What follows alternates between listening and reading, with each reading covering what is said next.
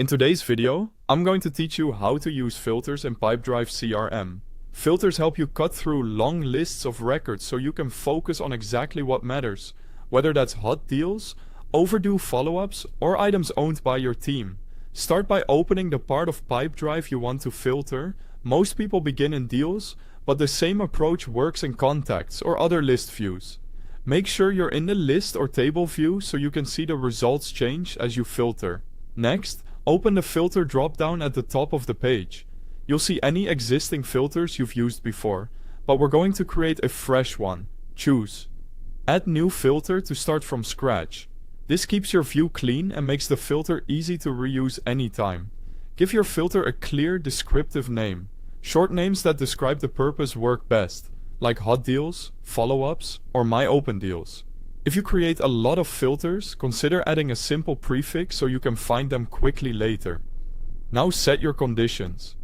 You can filter by deal status to show only open, won, or lost deals. You can filter by deal value to focus on higher value opportunities. Use owner if you want to see records assigned to you or to someone on your team. Labels are great for categories you've set up, and activity date lets you zero in on upcoming or overdue tasks tied to a deal or contact. As you add rules, remember how logic works. Use AND when every condition must be true at the same time, and use OR when matching any one of several conditions is enough.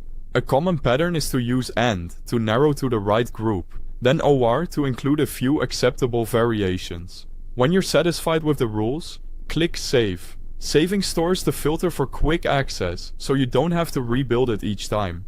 To apply it later, just open the same filter dropdown and select your saved filter.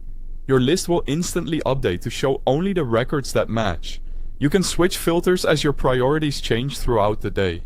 If you need to adjust a filter, open the menu next to its name and choose Edit to tweak the conditions or rename it. If a filter is no longer useful, choose Delete to remove it from your list. Don't worry, deleting a filter doesn't delete your deals or contacts.